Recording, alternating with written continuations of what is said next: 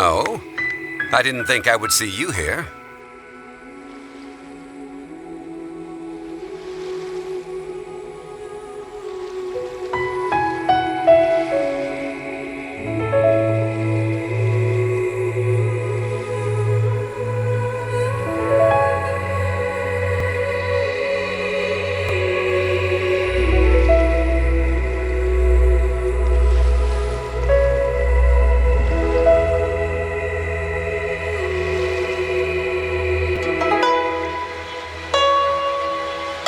Are these two your friends?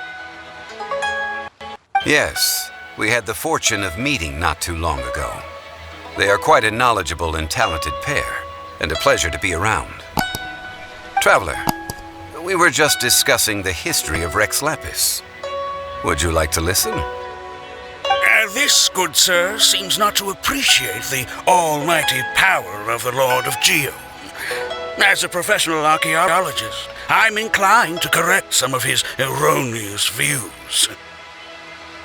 We are discussing the whereabouts of the first Mora.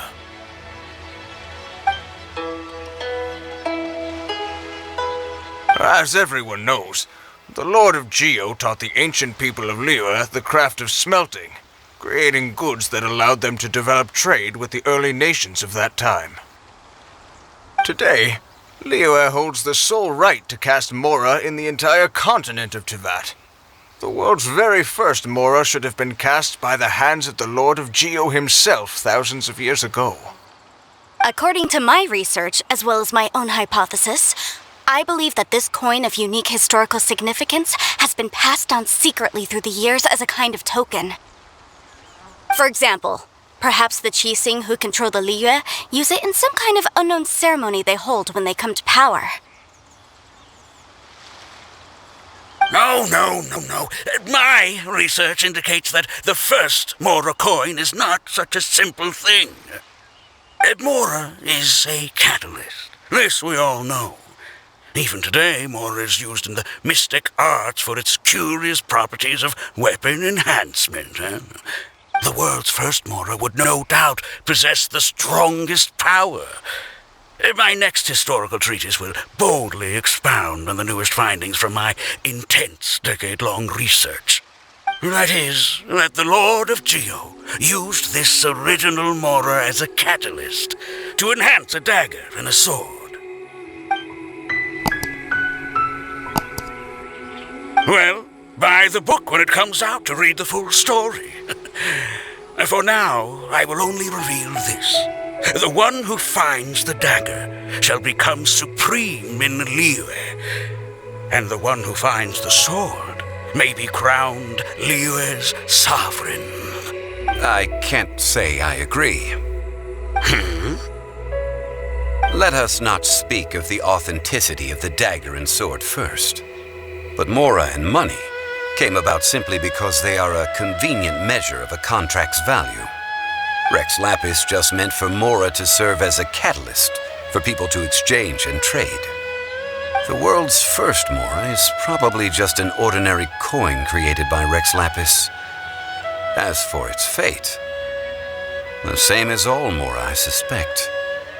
It was simply spent somewhere. I think that Mr. Hanshua's hypothesis seems reasonable. Mr. Zhongli's argument, on the other hand, lacks any evidence. How can you so easily dismiss the Lord of Geo's profound foresight? No, I am not debating right or wrong. I am simply stating a fact. Enough! Do you think you understand the Lord of Geo more than me? I know but little about history, and I wouldn't dare to brag. But discussion is meaningless if everyone has the same opinion, no? Well then, answer me this. Long ago, when Liyue Harbor was being constructed, the Lord of Geo taught the people how to build houses. The model home he used to teach them was completely cast from Mora, correct? That is correct, indeed. Okay, then tell me. Why would the Lord of Geo do something so extravagant, if not because of the mystical power that Mora contains? There's a simple explanation, really. To the god of wealth and commerce, What material is easier to get than Mora?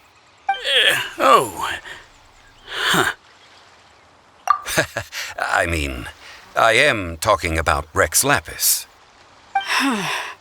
Excuse me, sir. I have some questions about archaeology.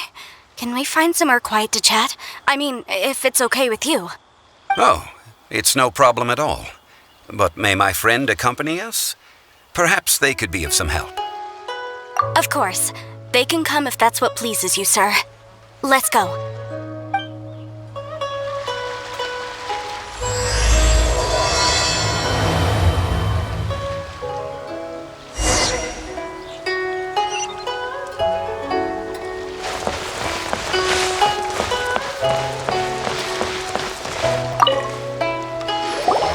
What I'm about to say is a bit disrespectful of the Lord of Geo and would draw a lot of angry looks. So it's best to discuss this somewhere quiet. Your argument just now exhibited acuteness of speech and thought.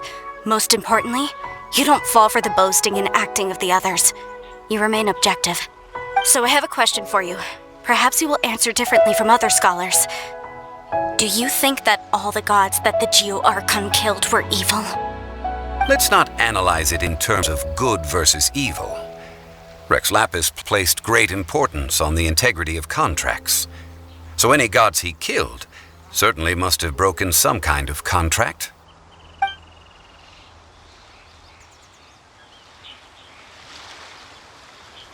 But when I was doing some research, I learned about the legend of the god of salt. The god of salt, Havria, was a very kind god, but she encountered Morax one day in battle. Morax used a rather underhanded trick to assassinate her. This bit of history is a long story.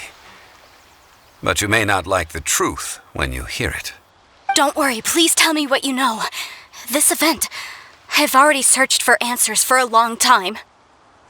No, it's just...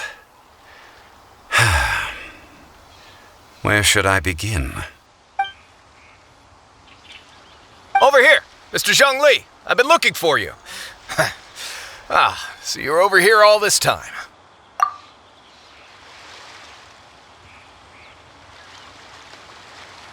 First of all, I'm not holding a weapon.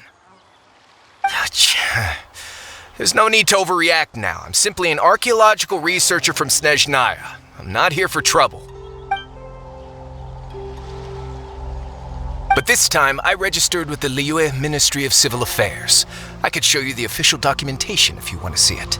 I will be conducting an archaeological survey here, the results of which will all be shared with the ministry. I heard that Wangsheng Funeral Parlor had a consultant named Zhongli with immense knowledge of ancient history and archaeology. So I paid Wangsheng Funeral Parlor a handsome amount to hire Zhongli as my own consultant while I'm in town. So you mean to say that this is work for the Wangsheng Funeral Parlor, yes? Well, since it's work, I don't have a choice. A consultant of the Wangsheng Funeral Parlor must respect their duty.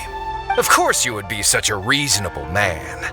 Well then, let's head out now, shall we? Wait, if you are studying archaeology, can I go too? I am also a scholar in this field, so I can help.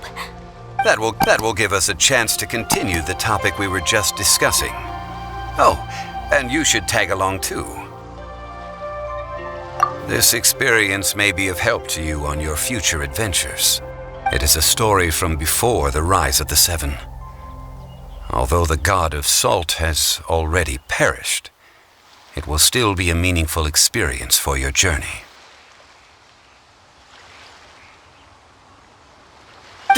Wait, this is an archaeological expedition, not a tour group. That's too many people. But this friend of mine has a treasure-finding talent, surpassed by no one. It will surely be of great help to us. Oh? What talent? If my friend espies a treasure chest, they will absolutely find a way to open it. Well, that is quite enticing. All right then. Well, let's go. There's no time to waste. When the Overlord of the Vortex was crushed by the Jade Chamber recently, perhaps something of interest was washed ashore. An ancient artifact would be good. Traces of ancient activity would be great. But a piece of the god's limb would be even better. Who knows what surprises we may find.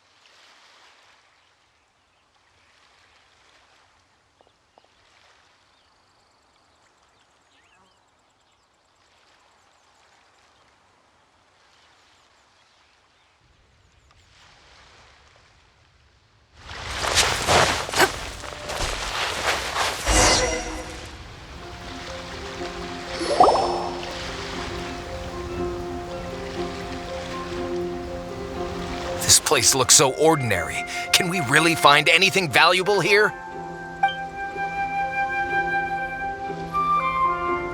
I don't mean the scenery, but rather that there should be something out of the ordinary. A big battle did just occur and all, and I don't even know where to begin looking here. Guyun Stone Forest is actually the perfect place to be, if you wish to learn about the gods or the history of the Archon War. Legend has it that Rex Lapis threw spears made of large rock into the sea here, piercing and crushing the overlord of the vortex. After many years of wind erosion, those stone spears have turned into the unique rock formations we see now.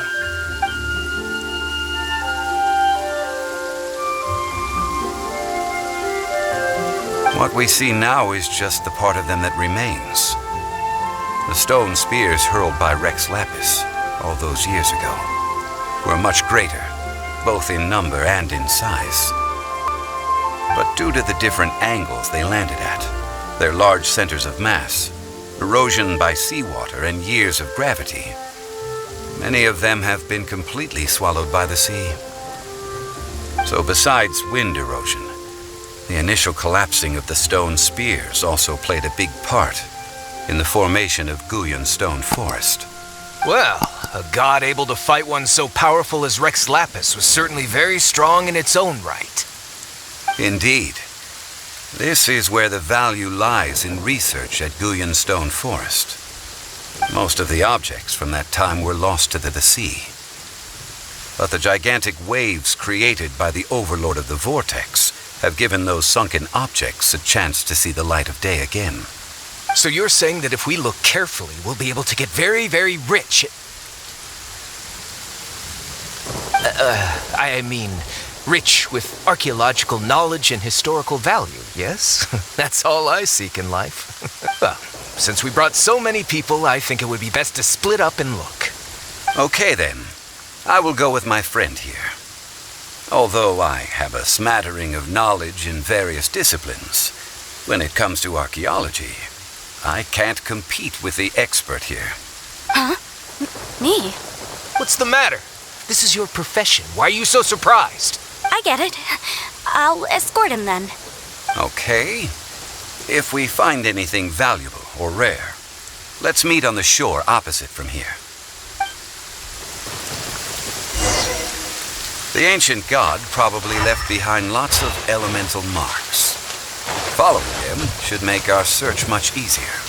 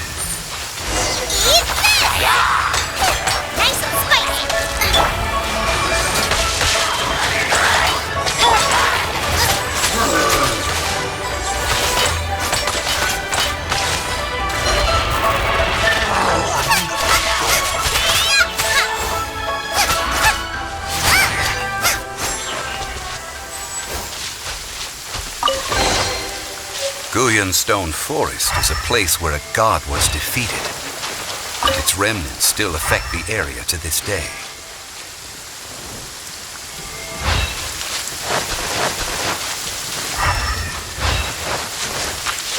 Get them! By royal decree! Don't waste my time.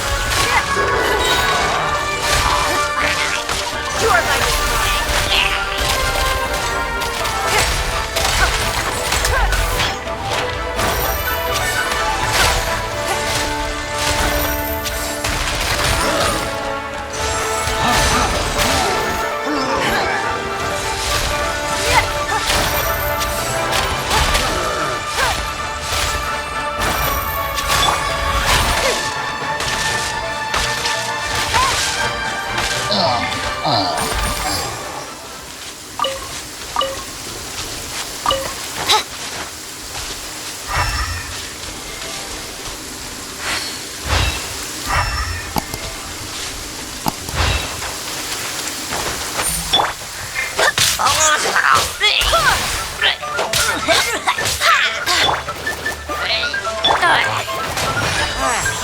reveal thyself!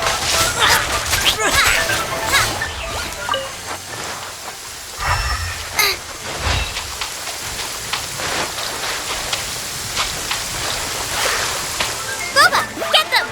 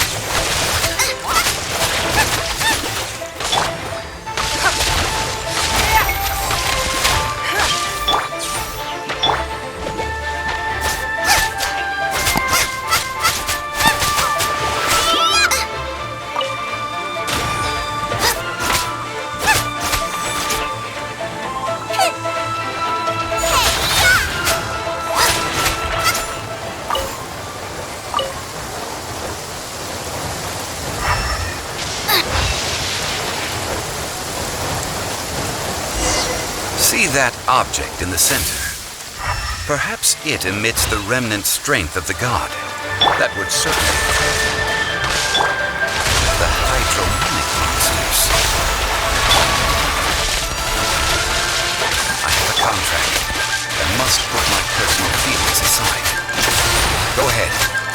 Defeat them and recover the relic.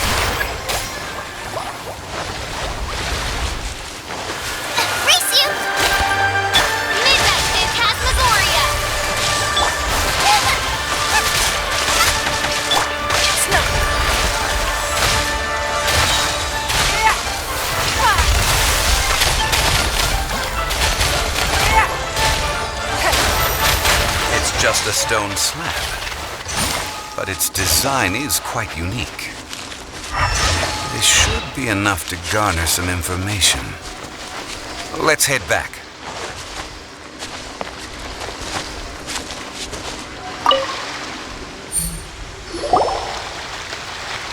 You call yourself a scholar of archaeology? You can't even recognize this or that. What are you good for? We all have our areas of expertise. I already tried very hard to explain. This girl just keeps bragging about how she's an archaeologist, but she doesn't even know anything about the surrounding ruins. I even know more than her. She left me to rely solely on guessing, experience, to find anything valuable to take back. Ugh, what a waste of time. I've just been researching the god of salt, so I'm not familiar with sea relics. Is that so strange? And you kept asking about how much Mora everything is worth. Can the value of relics only be measured in Mora?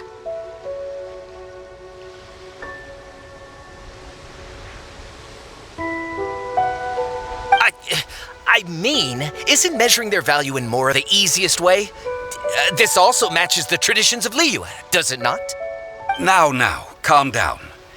No need to make a fuss. We were able to bring back some intriguing objects. Let's have a look. Oh. What a shame.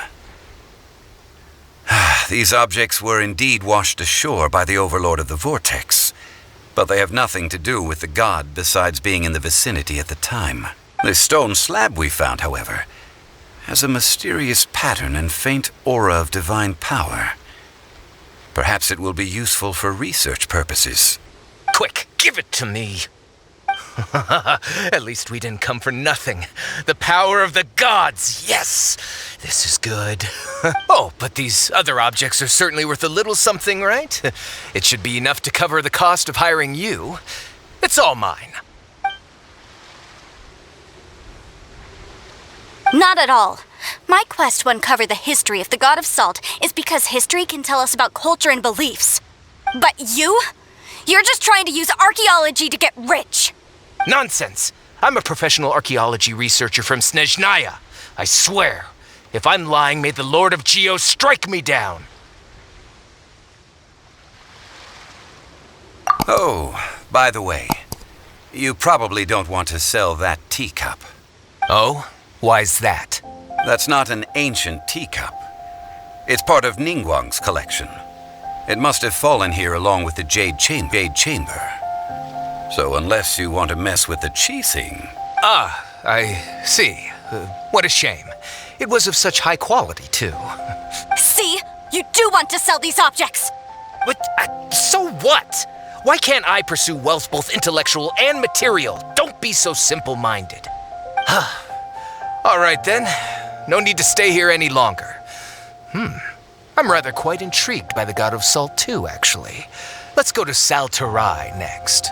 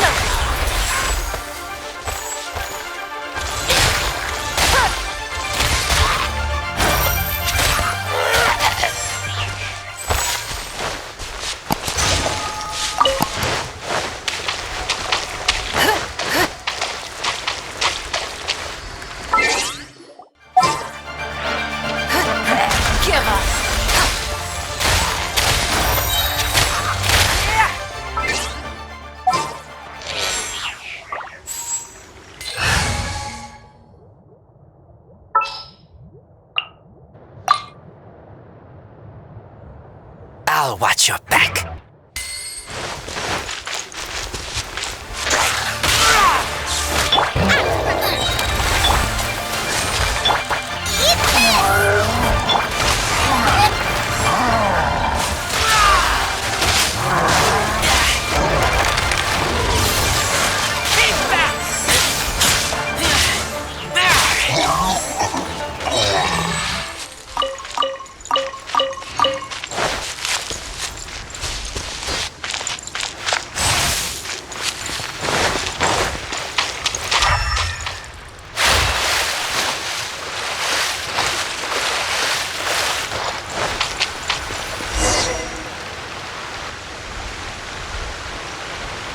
I heard that Salterai was once the home of the god of Salt's people. Therefore, there's sure to be loads of valuable relics nearby.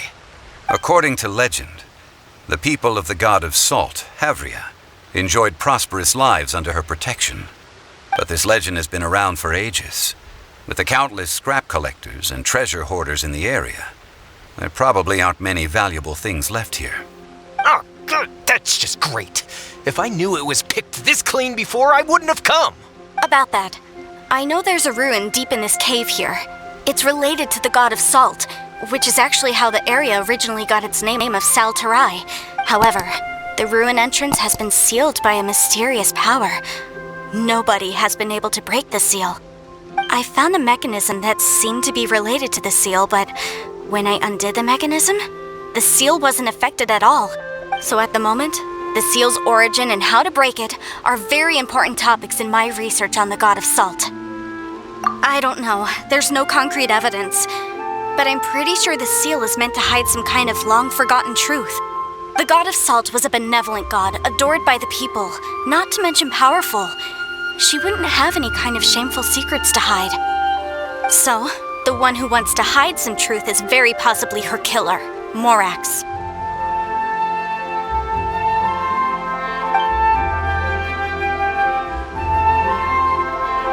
Who cares about all that?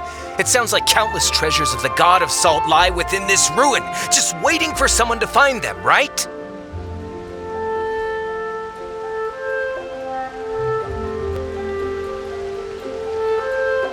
You weren't listening at all, were you?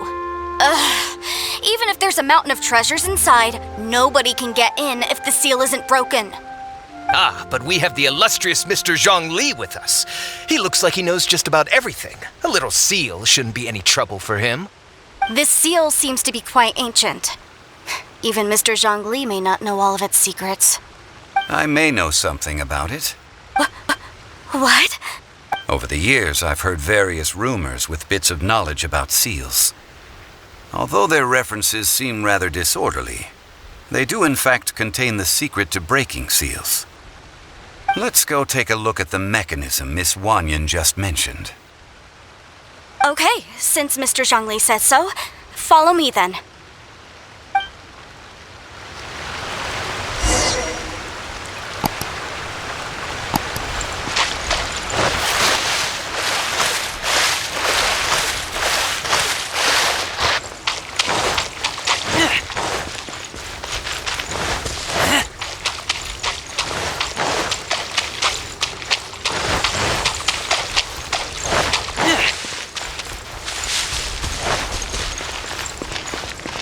Here it is. There's some debris scattered here that, when put together, look like they definitely had to do with the god of Salt. See that? Although we activated the mechanism, nothing happened to the seal. That's because there's actually another mechanism that must be activated. Another? Let me lead the way from here. This place seems familiar. Huh, I remember. I think there's some elemental monuments here. So you're saying they're related to all this? But when we lit up all the elemental monuments, nothing happened.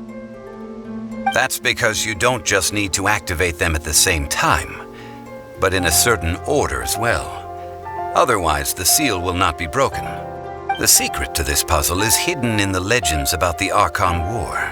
Tianheng in the south, Yaoguang in the east, Jueyun in the west, Qingse in the north. All desolate and devoid of life. Liyue is vast, yet even one haven is hard to find.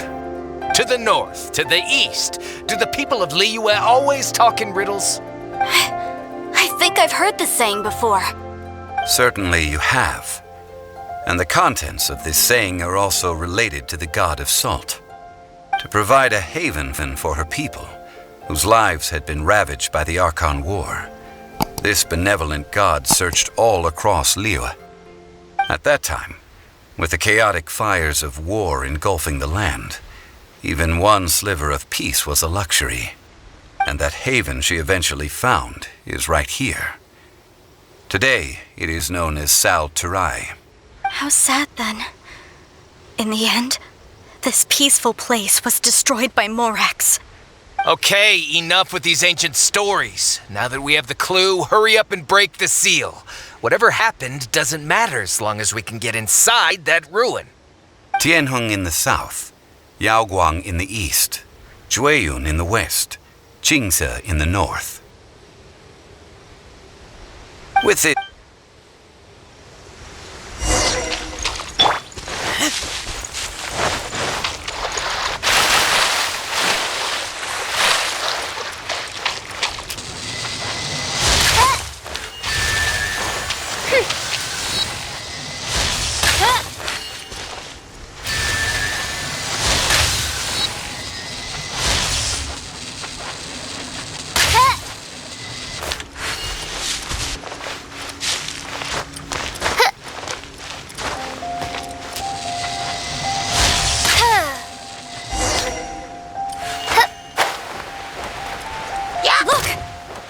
really was broken! Mr. Zhongli is indeed quite remarkable. It was nothing, really. Now, it's time that people learn the hidden truth lost to time.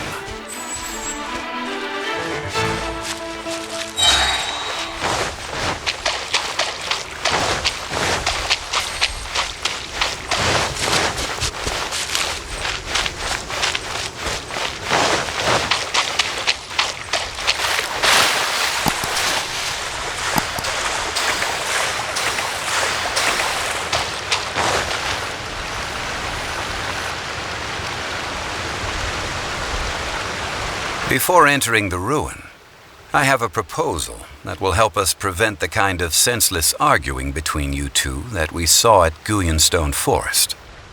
Okay. What is it? I propose you two agree upon a contract, stipulating that we alternate who gets claim to each treasure we encounter, with only one object permitted per claim. To show my sincerity, I won't be taking any treasure. This will just be between you all. I don't agree. I mean, you want me to split the treasure with this amateur archaeologist? No, absolutely not. I don't agree either. He will only defile the precious relics left behind by the god of salt. I can't accept this.